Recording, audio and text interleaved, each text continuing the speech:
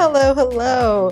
Thank you for joining us today on From the Basement Up. I have Caitie Gehlhausen with us today, and she is a young inventor and entrepreneur.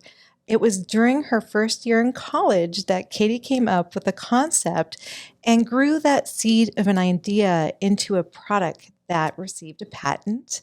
She manufactured this product and then sold it in the largest retail chain in the country. So, as you can guess, this is incredible. Incredible for anyone, very impressive. Yet, Caitie did this in college. So, it was her first year in college, and she did it at such a young age. So, I can't wait to hear from her and hear her story. So, I'm excited to introduce her to you. Welcome, Caitie. Hello, thank you for having me. I'm so excited to be talking with you. Yes, and absolutely. And Emily is here with us. And it was Emily that told me about Caitie. And I'm like, what? I just immediately wanted to meet Caitie and hear her story. So I was utterly fascinated by this. You had an idea and you made it happen. But what a fantastic accomplishment.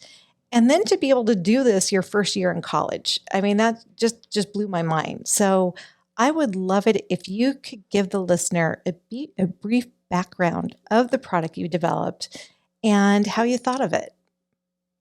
Yes, I'd love to. So I actually created Socket Lockit my freshman year of college in 2018 when I was noticing that all my friends and classmates had either a cell phone wallet on their cell phone or a phone grip, but never both at the same time. I actually had a friend who had received a phone grip for Christmas and was forced to take off her phone wallet, but she still refused to carry around a purse or a wallet anywhere she went. So she just decided to carry all of her necessities, like her student ID, her license, her credit card in her pocket instead, and just went about her day. And obviously you can see where this is going. Yes. She went about her day and lost all of her essentials, misplaced them. And she told me about it. And I was like, well, why the heck do you even take it off in the first place? Why do you take off your card holder? And she had said she had tried different combinations to allow her to use both. She had tried, super gluing it on, hot gluing it. And I had heard this from several other of my friends too, that they tried to make it work with both products and it just simply didn't work. And I was really curious about this and went to the internet just like any Gen Zer would do, and went and scoured the internet to see if there was a product that allowed you to combine the two. And to my surprise, there was nothing out there.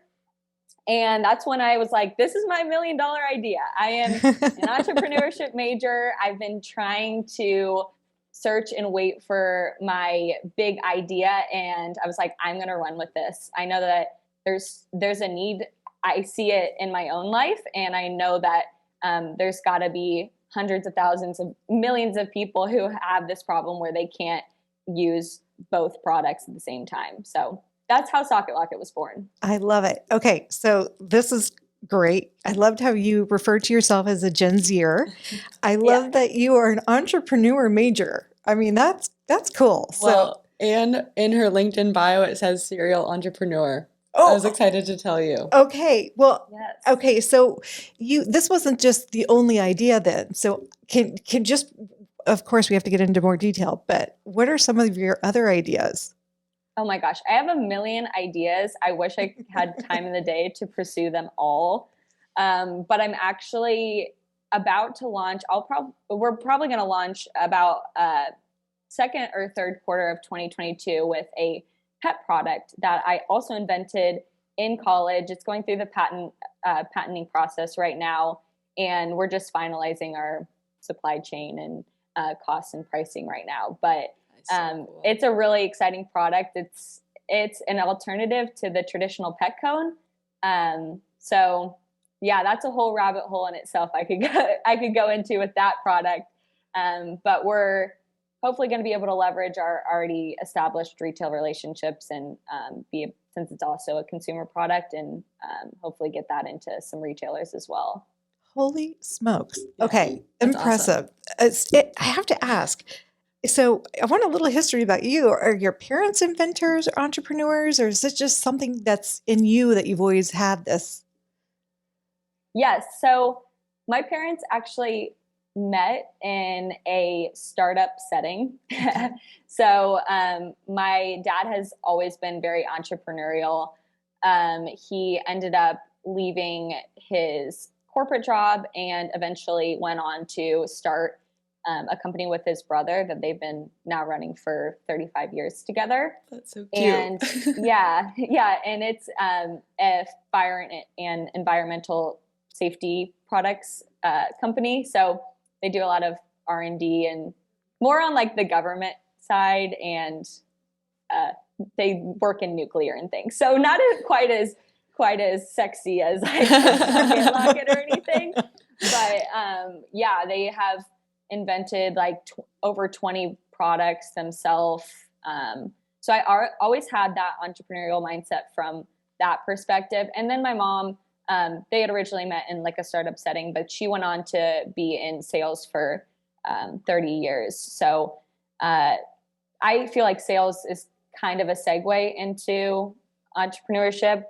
You're still building out your book of business and things like that, and still kind of your own boss. So she was in that space mindset too, I guess, of entrepreneurship. And she always really encouraged me to get into entrepreneurship as my major for college. So they both were really encouraging for that as I entered school. And yeah, that's kind of what inspired it from the beginning.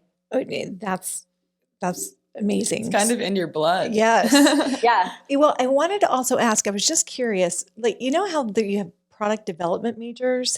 Did you consider that at all too? Or is it a totally different thing? Is that more just design and? Yeah, we didn't have something like a product development major. We had like an engineering program, which occasionally we would intermingle with the engineering department and the entrepreneurs.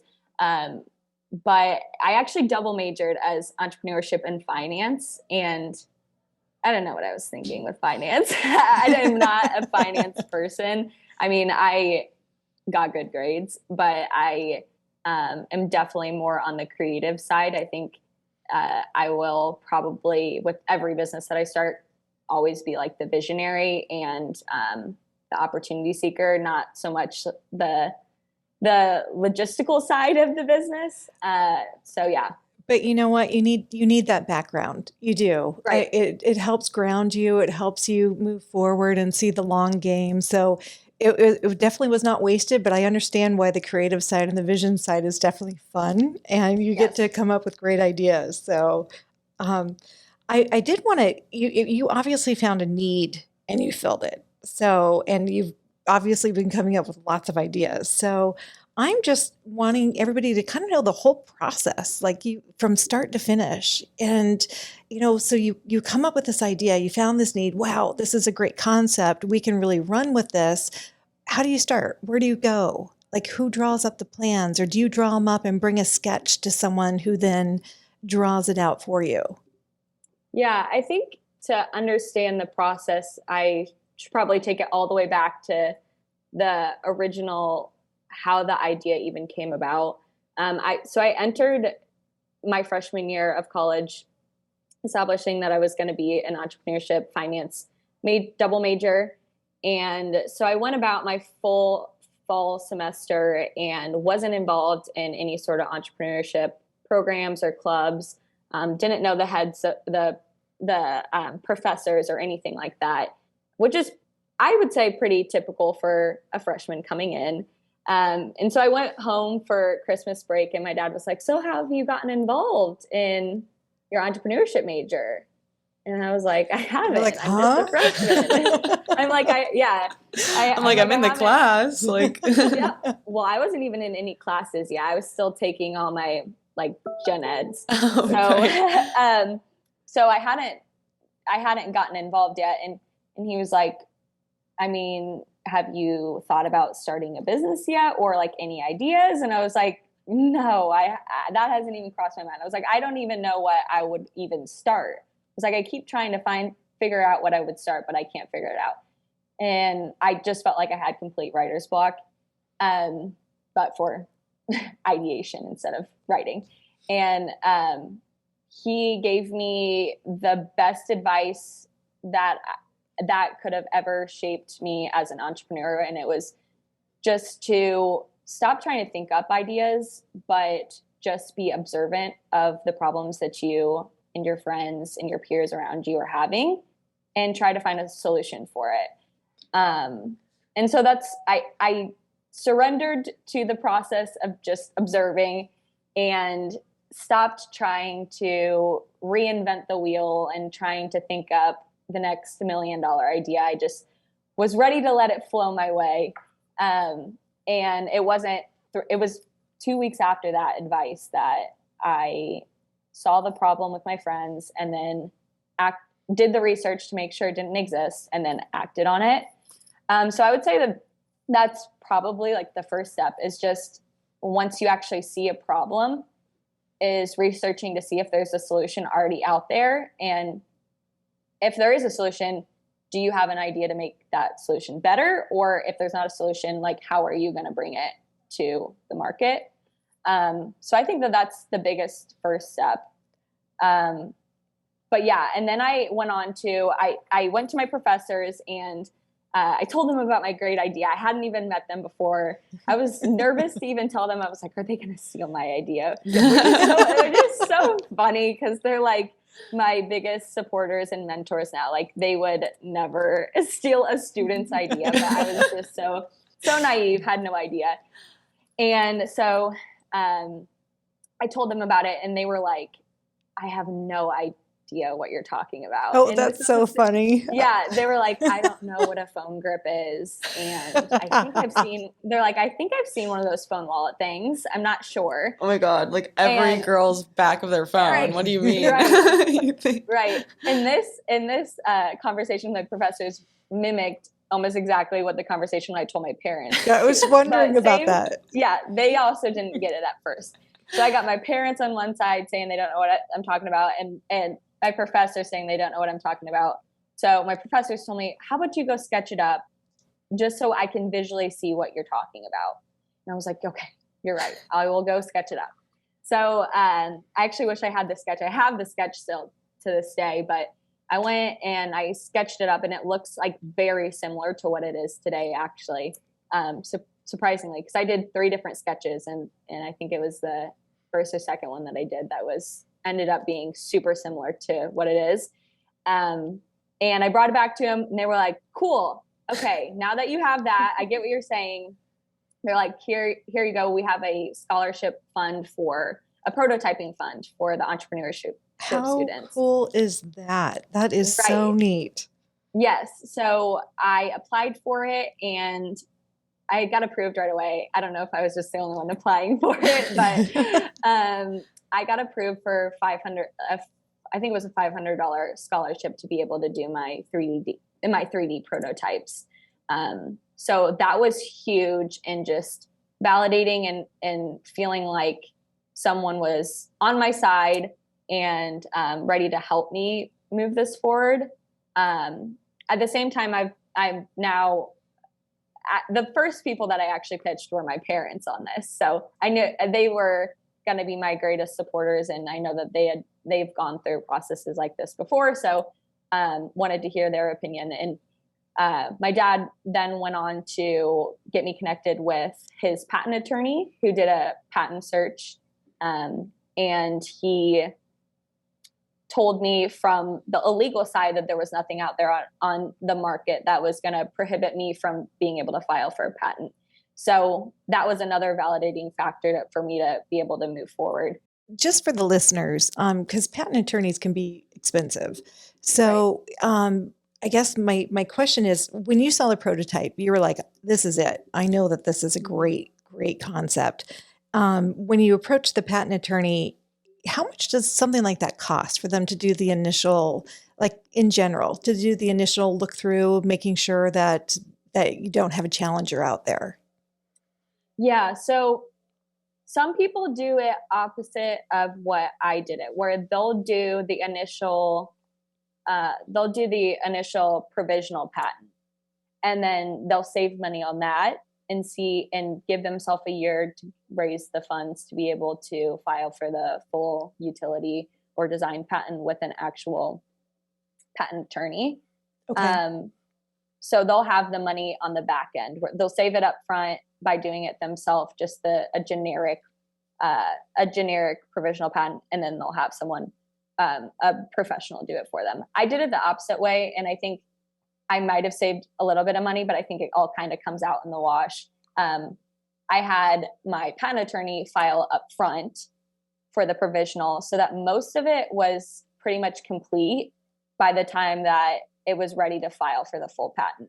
So I would say all in, it's probably 10 grand. Okay. But it could be more depending on how intricate your product is. I mean, mine is pretty straightforward. So you have the patent going in the background, and it takes time. Was it about a year or so from start to finish?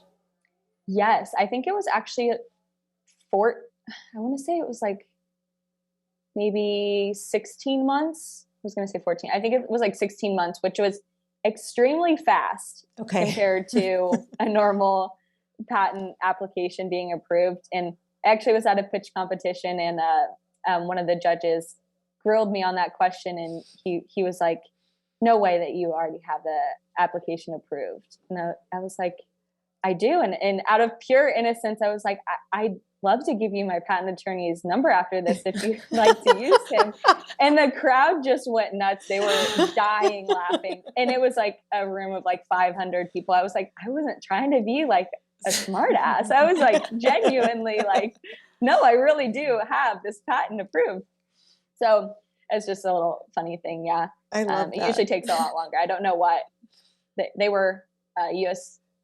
Patent and Trademark Office must have just been on it that day. I don't know. Or you know what? You didn't have a contender out there. It was a one item that didn't have anything that would conflict. And like you said, it was a straightforward product. Yes. Right. Yes. So now you have the patent going in the background, and now you're like, okay, I want to make this product. And this was something because this is so different from how I approach starting my business. Everything I make is custom, so it's made to order. So you're making everything up front, and you're ordering up front. How many did you order? And you ended up, okay, so this is the big deal. So this is where I was really blown away. She's like nerding out. I am nerding out. You got into Walmart. Like you were in Walmart, and just you've got your product into Walmart, like the biggest national It's crazy chain. impressive. Yeah. So how does that go? Like you did Walmart happen before you had the product made, or like how did you do this? Yeah. So I guess pick up from where the timeline where I said I started trying to look for manufacturers. So that was I started looking for manufacturers in spring of 2018, still my freshman year of college. Was researching different manufacturers that worked in the injection molding space, and just happened to find a location that was about 20 minutes away from my home here in Indiana. So it was perfect. Yes. Not that overseas or out of state can't work for people, but I think at 19 years old, I'm already trying to figure everything else out. That was one less thing I had to worry about, was time difference or language barriers or all the other things that come with international. So it was perfect. And we started working with him, and he was someone who was amazing from the get-go with us, because he actually, he was someone who was small enough of a manufacturer to where we were important to him, and he would give us the time of day, but also big enough to where we could scale with him if we happened to get a national retailer, which we ended up getting a national retailer. So I would say that selecting a manufacturer who takes you seriously, but is also able to grow with you, is super important.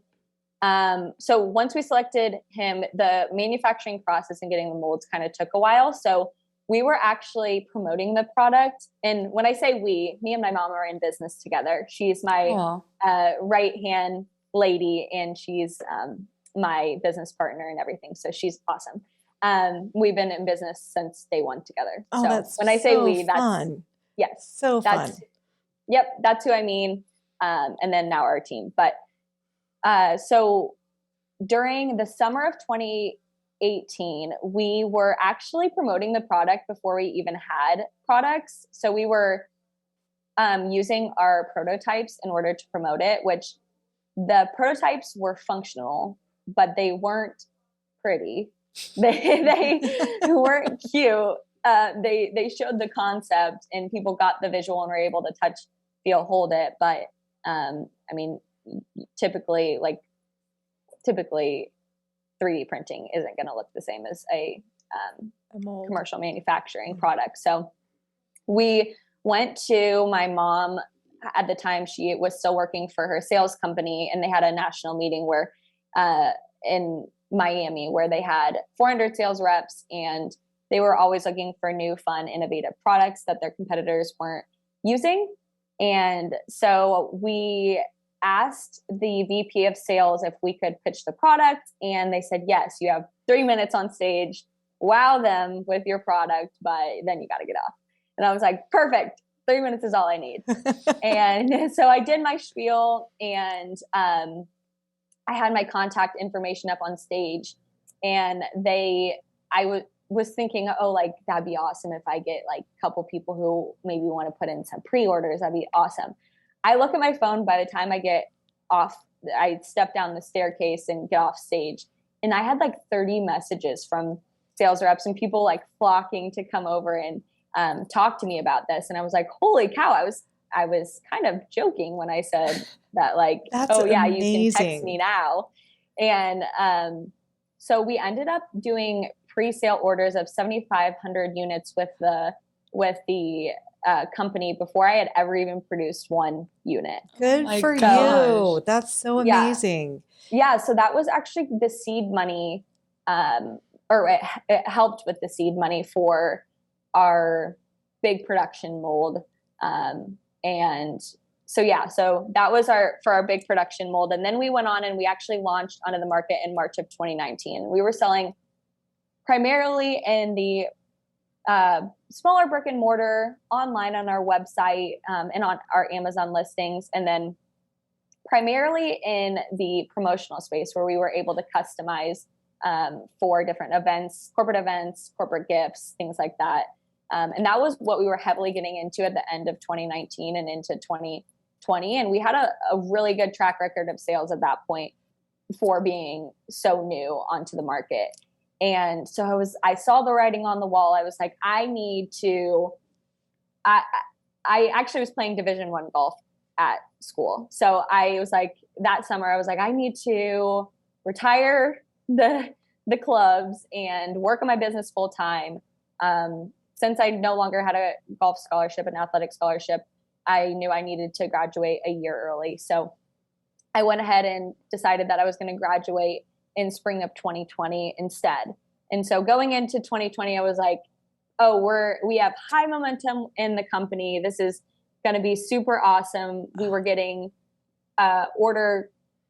quotes from different companies, or requested quotes from different companies for 10, 15, 20,000 units that they were wanting for these big corporate events and branded events, or branded products that they were wanting. So we were like, this is going to be awesome. This is going to be our full-time job. As you can see where this is going. I just shook my head. I'm like, oh no. So we were super excited for it. And then March of 2020 happened, and COVID completely just destroyed the promotional industry. Promotional went down to nothing. I mean, there was 0 events. So obviously no corporate events meant no revenue for our company. And we were forced, like many other small businesses, to either pivot or die. And so we were trying a couple of different things, trying to push online sales. And it was just, I ended up graduating, and it wasn't going to be something sustainable without big change. And I started doing applications for online vendor portals for big retailers. And I did that in the spring and hadn't heard anything back from any of the retailers. It was just radio silence. And so I was like, the COVID is so uncertain. I don't know what's going to happen, as everyone was at the time. And I was like, everyone was just searching for security. So I was like, maybe I should accept a job. And if things, turn around with the business, then I know going into my job, I am willing to quit. Like I have no, I don't know. I didn't have any scared thoughts about just quitting my job. So I actually accepted a job offer in July of 2020. And 2 days later, I get this email randomly from Walmart that says, you've been invited to their 2020 open call. And I was like, oh my gosh. Okay. What is their open call? I've never heard of this. Yeah. So their open call is for US made products. So Okay. yeah. So they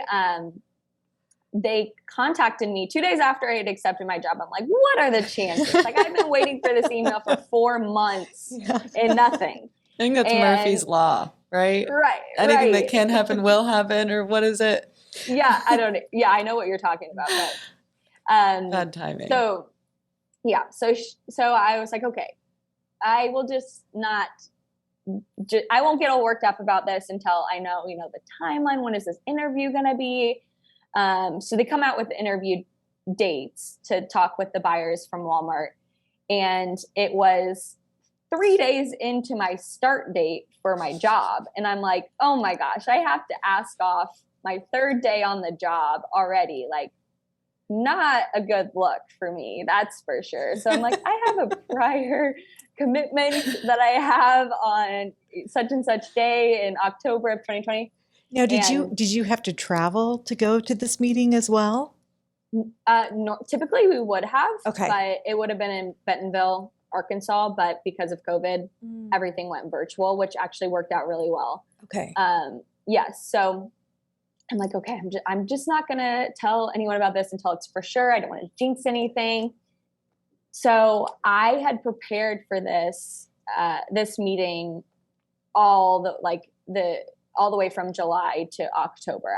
Was having conversations just because I had no idea what to expect from a big retailer. Like, what are they wanting to hear from me? I only have 30 minutes. So I went out on a mission to find every person that I knew who had either been on the buying side of Walmart, who had worked corporate, or who had been a seller, who had been a vendor to Walmart. Yeah. Just within my network. Now, does Walmart roll things out regionally or is it nationally? So this is where it gets interesting. Okay. Is typically they would do regionally. So I was having these conversations with everyone and I was like, what should I expect? Am I going to expect like 2 stores? Am I going to expect all stores? What should my expectations be? And the overwhelming response from every person, I talked to probably a dozen people, was, they're probably just going to give you a test run of maybe 100 stores to start. And then if they do, it's going to maybe take, 10 months to get in. And then they said, and they probably won't tell you on the first call. They probably take the information, go back with their team, review it, and then whatever. So I'm going into this meeting thinking this, and I'm like, okay, I have time. Like, I can scale slowly, and maybe I can do my job. And like halfway through the meeting, the buyers just go, Caitie, you can just stop. I'm like, oh gosh. They're like, we love it. We want you in all of our stores by April of 2021. Oh my goodness. And I'm like, it's October. And so I'm starting to do the math in my head. I think I blacked out for the next 5 minutes. I was just so excited. So basically everything anyone had prepared me for went out the window. Oh, sure. Yeah. Far beyond anything I could have ever dreamt for. And what does that mean? Like, how many units did you have to have ready? Yeah, so they had originally asked for about a 500,000 units, and we couldn't get that many, but we got them a big chunk of that.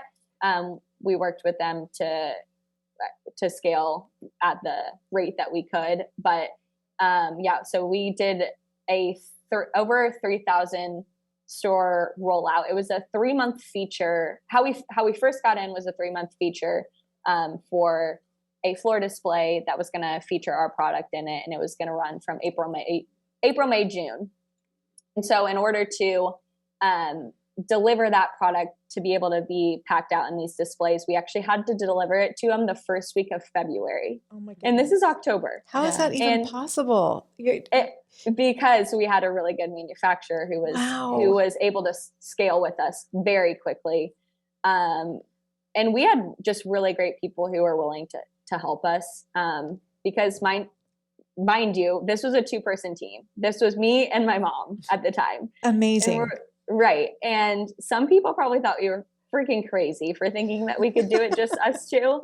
But we did. We launched. Now we have another team member, but at the time we launched fully as a team of 2. And so we had to deliver. We had to one single purchase order with Walmart 12x'd our entire sales that we had ever had to date in 2 years. Oh my goodness. So it was insane. So, and I'm curious, you have designs, you have a variety of products. So was it just one color that they wanted to launch with, or did you have to provide different colors as well? So they took what we currently had as our assortment, and they decided what they had wanted. So they launched for the feature. They launched a black, an aqua, a white, and a flag design. And they kind of worked with us to see what we thought. And then they took that information for the feature, the 3-month feature, to decide what they wanted to put officially on their planogram. Okay. So, that's kind of how that process works. So is this something they only do with new products, or is it like a seasonal thing where you can be featured once a year? How does the feature work? So they do features often. How I understand it is that they typically like to do a feature before they commit to putting you officially on their store modular.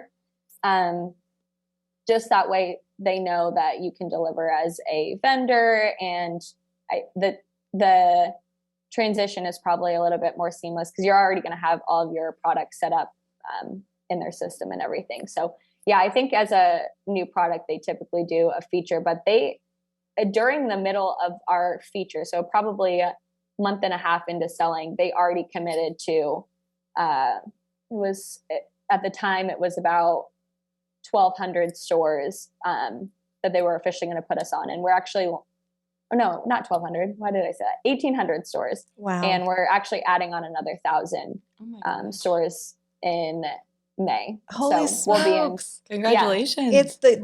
It's a giant, the ball is rolling. I mean, this is massive. Yeah, I was thinking earlier, like a snowball when you're like, you were like, and then and you're like, you could take it from here. I'm like, it literally just sounded like it started rolling and you kind of just could let it go. So, okay, this is unbelievable. And I was kind of going, I bet she gets a lot of business through social media, like social media channels. I could just see this taking off. But that is truly amazing. Now, something I was always curious about, when you get into Walmart, how does that work? Like, do they buy the products up front, or is this something that, how does that, I'm just curious on that part of it. Yeah. So they'll give you commitments, like unofficial commitments several months out in advance so that you can plan. And then the actual purchase orders will start coming through about a month out from when a big initial store fill will happen. So, for example, we have our commitments for what we know we're going to set in stores for our 1,000 store increase in May, but those purchase orders will probably come a month beforehand to actually start being able to fulfill them. And then week by week, they have replenishment. So as in stocks at a store level start to drop, then the stores and distribution centers can order more, and that works off of a week by week basis. So we still do have to build up inventory, because for replenishing on current stores, we have to have that. So I see this, and you know how I mean, Gen Zers, sorry, but how you guys, you like the new colors, the new styles, the different things. So do you see yourself, I could see as people upgrade their phone or their cover, they'll get a new one. This is not a one and done thing. You're going to be having customers come back to you. Yeah. Yeah. And that's something that we're really excited about. And this might be premature to say, but I'm the boss, so I'm going to allow myself to say this. But, we are actively working on a way to make them all exchangeable, so that if you have 5 different socket lockets, that you can exchange them out day by day without having to actually remove it via the adhesive and reapply a whole new one. So that's something that we're in the middle. We're finalizing our testing and are going to hopefully be offering that on our website in different channels soon. So yeah, that's exactly the vision. You're right on with the vision of where we're trying to go with it. I love it. Okay, so now my other thought is the phone grips. Is that a U.S. thing, or is it in Canada? Is it in Europe, or is this something that just is in the U.S. market? It's everywhere. Okay. Yeah. So you're going to go global with this.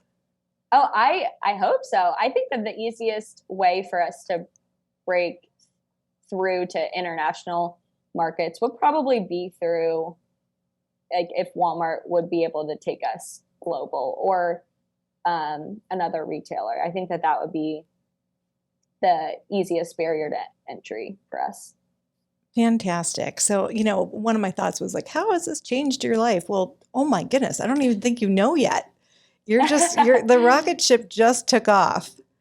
Yes. It has been a crazy journey. That's for sure. I've learned so much. It's like, retail works in acronyms. So it's like, I have learned all the acronyms possible. I'm talking in the alphabet, UPCs, GTINs, it's like OTIF. It's crazy. There's like all this stuff, all these terms that I never even knew like a year ago. Okay, so now I'm just curious. You must have been approached. I mean, obviously, you don't need to go to Shark Tank. You've got it made. You don't need any investors. Has anybody approached you yet about buying your patent and your product? No, so not yet. And I think that part of it is that we haven't been actively looking or been open to it, but maybe soon. We'll see. I don't know. Well, definitely. I mean, I like your attitude. You're rolling with it. And you're positive. And I really think that you're looking at all the opportunities. So a lot is going to be coming your way. Now that you've done this, do you find yourself, now inventing and wanting to do other things? Yes, I am constantly looking at the world as just a plethora of ideas waiting to be solved. And sometimes that's a good thing, and sometimes that's not a good thing, because I can get distracted. I think a lot of entrepreneurs probably feel the same way, that they just get so excited about all these different things that they can create and make possible. But yeah, I think that I don't ever see myself doing one thing, and maybe that will evolve over the years, but I'm super psyched about the next product that I'll be launching this year. And I'm also excited to just continue innovating within the brand of Socket Lockit, because I'm super excited to jump from it being a product to being an entire line of products and brand. So that's great. You must be, do you get a lot of people? I'm drilling you. I'm so sorry. I just find this fascinating. So people must be asking you questions all the time, wanting you to be a mentor, that type of thing. Do you find that happening a lot? It does happen, but I don't mind it, because I am a firm believer that the energy you put out into the world is the energy you receive. And I would not have been able to successfully launch in Walmart without people mentoring me. So, I think it's just kind of the cycle of it. You get help, and then you turn around and you give your help. So I can actually see you changing places with one of your professors someday. I could easily see that happening. I think that would be great. Awesome. That would be awesome. So cool too. Like you've had that mindset throughout this whole thing. Like that you said that at the very beginning, like you kind of just let whatever take the wheel, and you took your hands off the wheel, and then the idea came to you like 2 weeks later. Right. So and I think cool. I think too, because everyone has a story, whether it's Walmart, whether it's a different retailer, whether it's a different industry entirely, about someone's second cousin's husband's mom started a business and had a bad experience, and that's why you shouldn't work with such and such. And so I was nervous to accept Walmart and to not be able to deliver fully, or all of the what ifs that come with working with the world's largest retailer. And I was expressing those feelings to my professor, and he was like, Caitie, take a deep breath. He's like, when Walmart calls you and says they want your product in their stores, you nod. He goes, start nodding with me. And he goes, and you say yes.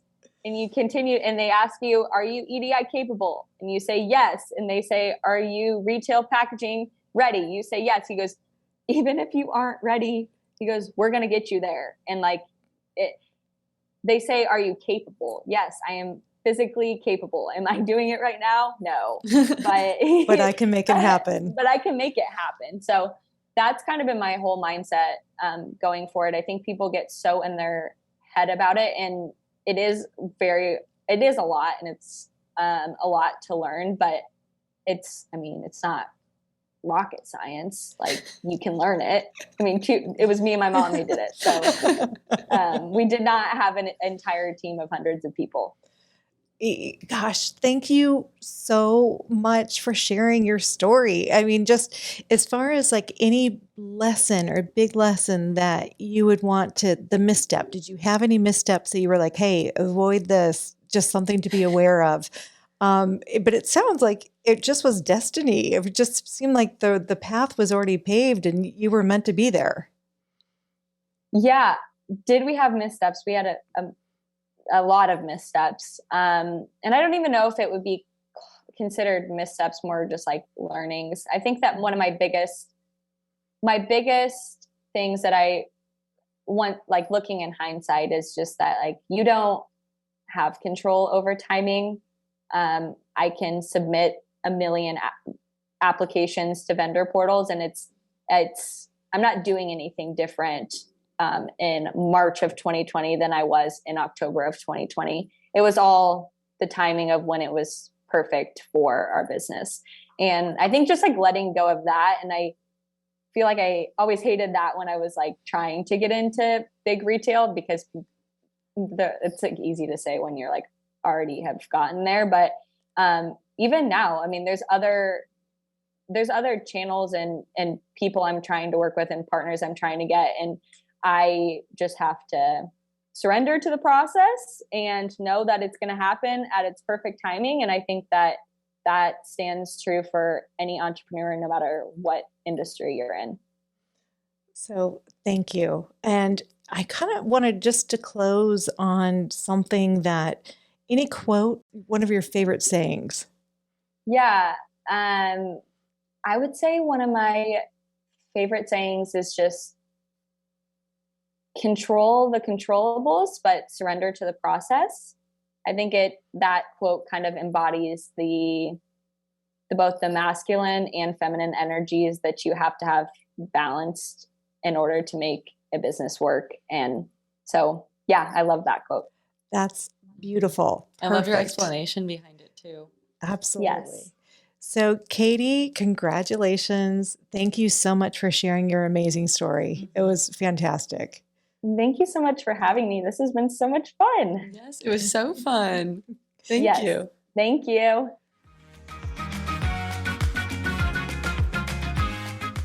Thank you for coming today and listening to From the Basement Up. Be sure to check our show notes on namebubbles.com for information the guest provided.